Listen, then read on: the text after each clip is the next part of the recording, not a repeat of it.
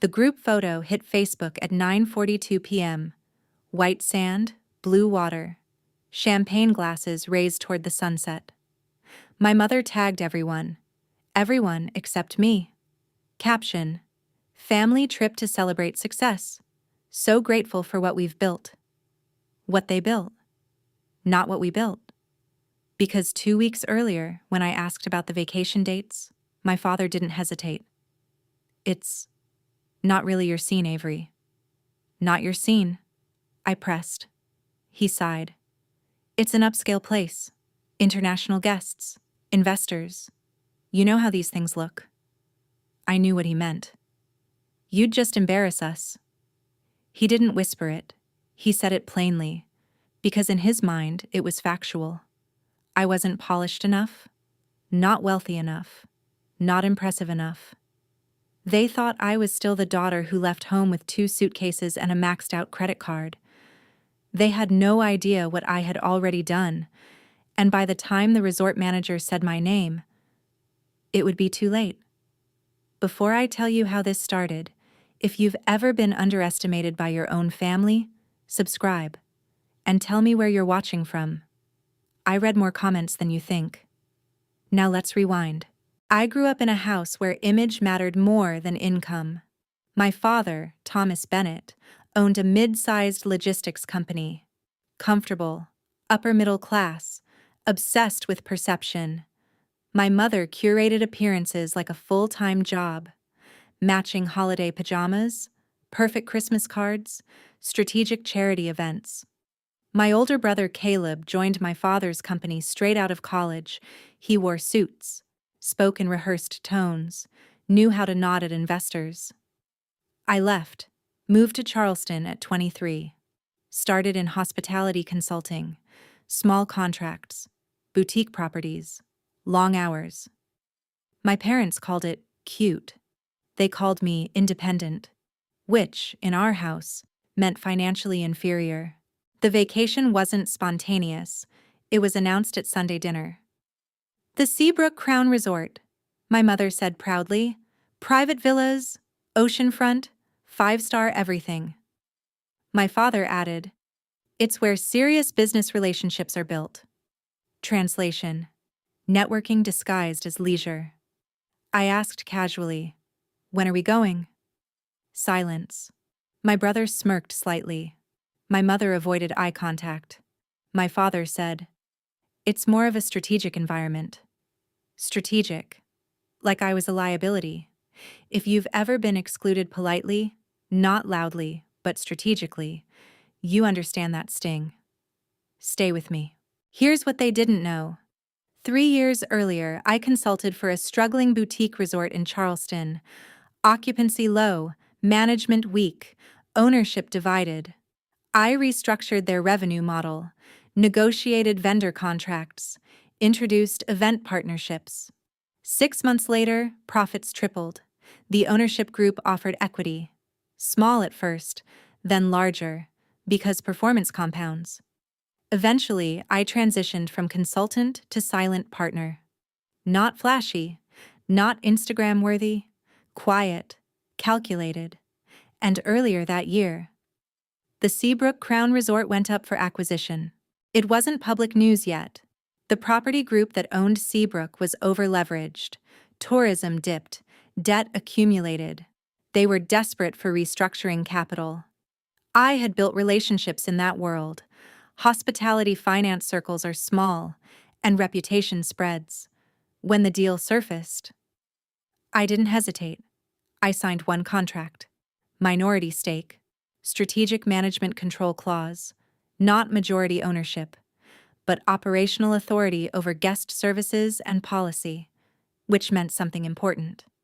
I couldn't control who booked rooms, but I could control extensions, upgrades, approval privileges, and high-profile event accommodations, like executive investor villas. The day my family arrived at Seabrook Crown, I was already there, not as a guest, as an investor, standing in the back office with the general manager reviewing occupancy projections. My name wasn't on the public website. Silent partner, operational oversight, No spotlight. Exactly how I prefer it. When I saw their check-in reservation list, I smiled. Villa 12. Oceanfront Executive Suite. 7-night stay. Fully paid. Through my father's company card. Of course. Because appearances. I didn't interfere. Not yet. Because power isn't about early disruption, it's about timing. Forward, I said calmly. All executive forward, I said calmly. All executive villa privileges must follow full policy review. No unofficial upgrades, no informal extensions, no verbal approvals, everything documented. The general manager nodded. He didn't know the personal angle. He just knew I was tightening operations, which, technically, I was. My mother posted sunset photos immediately. Elite atmosphere. Exactly our level. Exactly our level. She tagged my brother's company, tagged investors, tagged luxury brands. My father reposted with, "Proud of what we've built." Built. That word again. Meanwhile, I was reviewing occupancy reports in the office upstairs, because Seabrook Crown was at 92% capacity, which meant extensions would be difficult. And executive villas? Already pre-booked by an international group arriving Sunday. Their 7th night ended Saturday. The extension request was inevitable. I just waited. If you've ever waited quietly for someone to realize you weren't powerless, you know patience feels like strategy. On the third evening, my brother Caleb hosted a private dinner in Villa 12. Potential logistics partners flown in, imported wine, custom seafood spread, live acoustic guitarist. I watched security footage in the operations office, not obsessively, strategically, because investor dinners matter, and Seabrook Crown charges premium rates for private villa hosting. Caleb had listed it as family accommodation, not corporate event. That difference affects billing. I didn't interfere, but I documented. Because documentation becomes leverage. Resort security forwarded a compliance audio clip from the hallway. Routine policy. Caleb laughing. Honestly, my sister could never pull something like this off. She's still figuring life out. Laughter from his guests. My father added, "She chose independence over stability." Independence. They always said that word like it meant limitation. I turned the audio off. Not because it hurt, but because it confirmed something. They truly believed the narrative, and belief makes exposure more devastating. Saturday morning. Predictable. Front desk call to management. Mr. Bennett would like to extend his stay through Wednesday. 3 additional nights. Peak occupancy week. Policy required availability check. Villa 12 was reserved starting Sunday at noon. International hospitality group. Long-term partnership potential. Revenue value. Significantly higher than a family extension. The front desk escalated the request. It reached my desk. I didn't decline immediately. I reviewed. Because power doesn't rush. Before I responded, my mother made one more post. Thinking of extending our stay. When life rewards you, enjoy it. Tagged location, tagged resort, tagged investors. And here's what she didn't realize. Hospitality branding teams monitor tagged content. Exclusivity matters. Public assumption of unlimited extension privileges, that affects perception. So I drafted an internal memo. Enforce policy strictly. No verbal approvals. Then I approved the international booking priority, which meant Villa 12 could not extend. Policy. Not personal. But timing? Perfect. If you think this is petty, wait. Because the real moment hasn't happened yet. Saturday afternoon. The general manager himself went to Villa 12. Professional tone. Polite smile. Unfortunately, we're unable to extend your stay due to a pre-existing executive reservation. My father wasn't used to, unfortunately. He said, "Make it work." The manager replied, "I've reviewed it personally." My brother added, "We're long-term guests." The manager paused, then said the line I'd been waiting for. "I've confirmed this directly with Ms. Avery Bennett." Silence. In the villa. In the hallway. In the ocean air outside. My father blinked. "Excuse me?" The manager repeated. "Ms. Avery Bennett approved the occupancy schedule personally." And that's when my father went pale. My phone rang exactly 4 minutes after the manager left Villa 12. I didn't answer immediately. I let it ring. Then ring again. Then Caleb called. Then my mother. Then my father.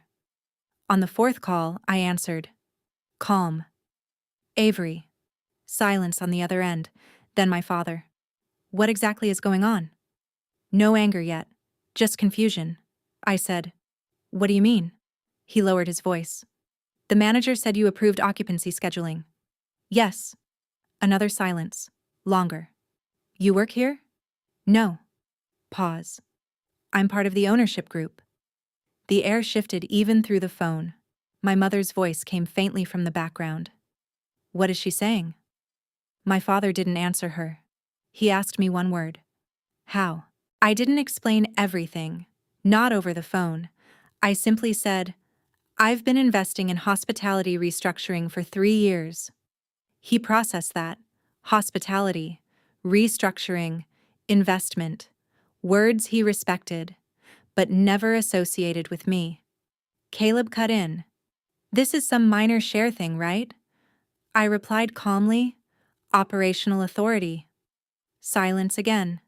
Because operational authority doesn't sound minor. It sounds decisive. If you've ever watched someone slowly realize they misjudged you, you know the silence feels louder than shouting. "Stay with me." They asked to meet. Of course they did. Control hates distance. We chose the resort's signature oceanfront restaurant. Public. Elegant. Discreet. I arrived last. Not for drama, for positioning. My father stood when I approached.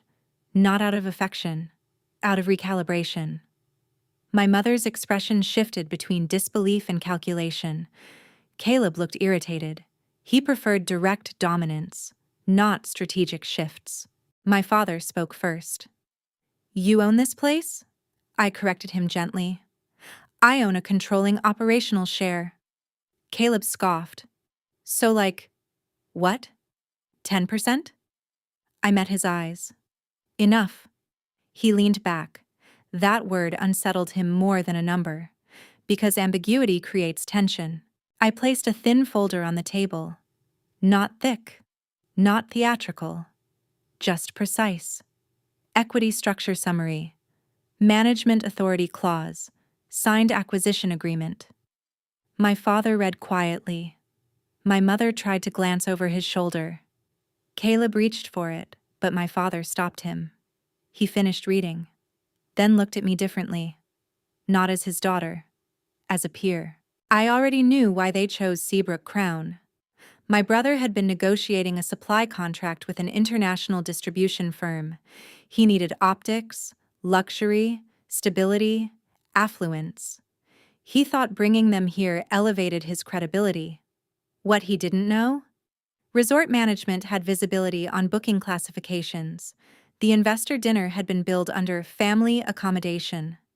That misclassification violated resort event policy, which I had documentation for. I didn't mention it yet, because leverage revealed too early loses power. My mother finally spoke. "We didn't exclude you because you're poor." She stopped, corrected herself. I let her struggle, because sometimes the truth reveals itself mid-sentence. She tried again. "We didn't think you'd be comfortable here." Comfortable. In a place I helped restructure. I smiled slightly. "I'm very comfortable here." My father tried to regain footing. "We can book another villa." I nodded. "You can." He paused. "But not this one." "No." Caleb leaned forward. "Can't you override it?" I said calmly, "I don't override contracts." Because that's what professionals say. And that word stung. Professional. If you're still here, you already know this isn't about a room. It's about respect. Keep listening. Then I shifted slightly. The investor dinner Thursday evening. Caleb froze. I continued. It was billed as private family accommodation. My father looked at him sharply. Caleb shrugged. It was easier. I replied. It violates resort event classification policy. Silence again. Because violation implies consequences. I didn't threaten, I stated. And stated facts are harder to argue with than accusations. My father leaned back. You're not going to penalize us. I looked at him carefully. No. Not because I couldn't, because I didn't need to. I already had what I wanted. Recognition. He finally asked the right question. Why didn't you tell us? And that's when I answered honestly. Because you never asked what I was building. That landed harder than any financial detail. Caleb hates imbalance. Always has. When we were kids, if I won a board game, he'd flip the table. Not violently, strategically. He leaned forward now, voice low. So what exactly are you trying to prove? Not, what are you building? Not, how did you do this? But, what are you proving? Because in his mind, this had to be retaliation. I met his eyes calmly. I'm not proving anything. He scoffed. You're making a point. No, I replied. I'm operating. That word unsettled him. Operate, not react. He realized I wasn't emotional, and that made him uncomfortable. As we sat at the restaurant table, something subtle happened. The maitre d' approached. Not to them, to me. Ms. Bennett, the Harbor Suite is ready for your walkthrough. Polite, professional, respectful. My mother noticed. Caleb noticed. My father definitely noticed. Because power isn't just contracts. It's posture. It's who staff look to for confirmation. It's whose name opens doors. I excused myself briefly. Not to dramatize. To demonstrate. When I returned, my chair had subtly shifted position at the table. Not physically, socially. If you've ever felt the moment when a room recalibrates around you, you know it's not loud, it's silent. Stay with me. Back at the table, my mother tried something predictable. We never meant to hurt you. That word. Hurt. She reframed exclusion as accidental. I nodded slowly. I know. Caleb interrupted. No, she doesn't. She's just enjoying this. Enjoying. I wasn't enjoying it. I was correcting it. There's a difference. My father finally spoke. Avery, why didn't you tell us sooner? And that's when I said something that shifted everything. Because when I was building it, you were busy measuring me. Silence. Deep. Uncomfortable. Then my father asked the question that mattered. Does this affect Caleb's negotiations? Now we were talking business. I answered carefully. Only if compliance issues escalate. Caleb stiffened. What compliance issues? I held his gaze. The dinner misclassification. My father turned sharply toward him. You didn't clear that? Caleb shrugged. It was a formality.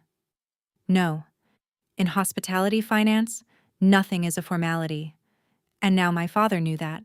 Dinner correctly. All three of them dinner correctly. All three of them blinked. You what? Caleb snapped.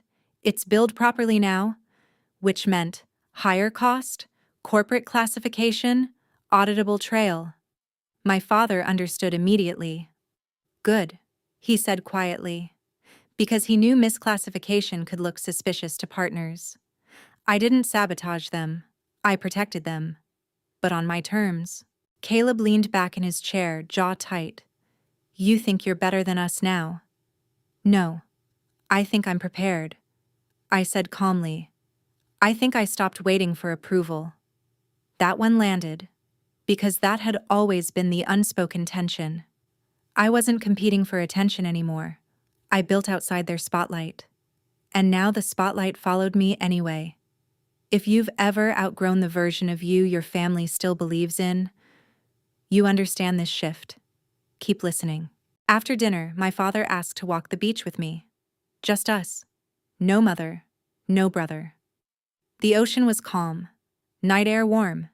He didn't start with apology. He started with analysis. You structured this through a private group? Yes. Minority operational control? Yes. He nodded slowly. You did well. That was his version of pride, not emotional, measured, but real. Then he said something unexpected. I didn't think you were serious. I looked at him. You didn't think I was capable. He didn't argue, because he knew it was true. You were still figuring it out. I smiled. You were still figuring it out. I smiled faintly. I was. That's the part they never understand. Growth is quiet while it's happening. By the time people notice, it's already solid. Pressure. This is a high-value booking. Pressure. This is a high-value booking, he said loudly enough for staff to feel it. He mentioned his investors again, mentioned long-term partnerships, mentioned future events. He tried to convert influence into privilege. The front desk manager handled it exactly as trained. Sir, all extensions must be approved by operations. Which meant me. I didn't respond immediately, because delayed power creates psychological weight. Caleb shifted strategy. He invited his investors to brunch in the main lobby cafe. Louder, more visible, more performative. He wanted optics. He wanted staff to see him as valuable. He wanted to demonstrate influence. What he didn't realize? Hospitality leadership watches patterns. And I was watching. Not from the shadows, from the mezzanine balcony above the lobby, reviewing occupancy reports while observing the room. Caleb laughed loudly. My father maintained composure. My mother smiled carefully, but there was tension now. Subtle, controlled. Because they knew something had shifted. Sunday at noon, the International Hospitality Group arrived. Black SUVs assistant teams, precise schedules, high-value partners, the kind my father respected. They checked in smoothly. Villa 12 transfer initiated, and here's where timing mattered. The checkout window for my family was 11 a.m. They delayed. Of course they did. Caleb assumed influence would stretch deadlines. At 11:15, housekeeping alerted operations. At 11:20, the general manager approached Villa 12 again, this time firmer. Sir, we require immediate departure for incoming guests. My father tried calm negotiation. We just need a few more hours. The manager replied professionally. I've confirmed directly with Ms. Avery Bennett. Again. My name. Public. Unavoidable. Guests nearby heard it. Staff heard it. Investors heard it. And for the first time, my brother looked small, turned to the manager and asked, Is Ms. Bennett available? We've been looking forward to meeting her. Caleb froze. My father turned slowly. My mother's smile disappeared.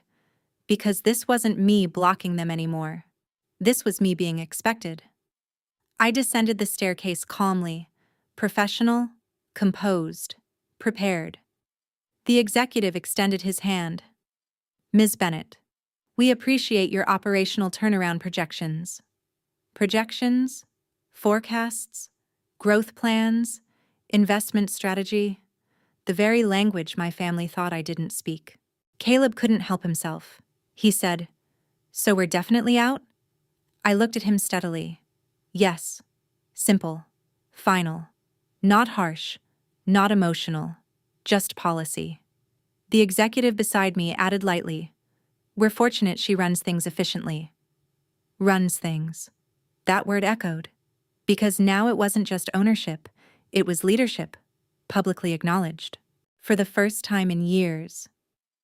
My mother didn't correct the narrative, didn't smile through it, didn't reframe it. She stood still. Because control through perception requires dominance, and perception had shifted. In the lobby, in front of investors, in front of staff. They hadn't been excluded. They had been repositioned. If you're still here, you understand something important. Respect isn't demanded. It's demonstrated. Keep watching. Before they left the lobby, my father pulled me aside briefly, quiet, measured. You didn't humiliate us. It wasn't a question. I shook my head. No. He nodded once. Thank you. That word mattered, because he understood now. I had every opportunity to escalate, audit the dinner publicly, enforce penalties, block negotiations. I didn't. I corrected. And correction feels harsher than revenge. 2 days after my family checked out, the international group finalized their agreement. Multi-year hospitality partnership, event hosting commitment, corporate retreat rotation, revenue projection, 8 figures over 5 years. The board sent a formal congratulations email, addressed to Ms. Avery Bennett, operational lead. My father was CC'd, Caleb was CC'd. That detail mattered, because this wasn't family recognition, it was industry recognition. And industry doesn't care about childhood narratives. Caleb didn't call me for a week, not out of anger, out of recalibration. When he finally did, his tone was different. Less sharp, less dominant. He asked, "How long have you been building this?" I answered honestly. 3 years. He exhaled slowly. I thought you were drifting. There it was. That word. Drifting. Because if someone's not in your lane, you assume they're lost. He added quietly, I underestimated you. That wasn't apology, but it was admission. And admission shifts hierarchy. If you've ever been labeled behind while quietly building something real, you understand this part. Stay with me. We're finishing this properly. 3 days later, my mother made a new post. Photo of the resort lobby. Caption: So proud of our daughter's accomplishments in hospitality leadership. Our daughter. Not independent. Not embarrassing. Not figuring it out. Leadership. She rewrote the narrative publicly, because perception matters to her, and perception had changed. I didn't comment. I didn't like it. I let it sit. Because validation feels different when it's delayed. A month later, my father visited Charleston alone. No Caleb. No mother. We met at a quiet marina cafe. He didn't start with business. He started with reflection. When I said you were too poor for that vacation, I wasn't talking about money. I waited. I meant positioning. That word again. Positioning. He continued. I thought you didn't belong in rooms like that. I met his eyes. I built the room. Silence. Not hostile, just honest. He nodded slowly. Yes, you did. He admitted something else. The embarrassment wasn't you. I didn't interrupt. It was me realizing I misjudged my own daughter. That landed, because that's the part no parent says easily. I didn't ask for apology. I didn't demand it. Because acknowledgement is stronger than regret. Here's the part people misunderstand. When they excluded me from that trip, I could have revealed ownership immediately. I could have sent screenshots, equity statements, press announcements. I didn't. Because exposure too early feels defensive. I waited. Until their assumption collided with reality publicly. Not cruelly, not vindictively, just clearly. When the manager said my name, it wasn't revenge. It was alignment. If you've ever been underestimated and chose silence instead of argument, you know how powerful timing can be.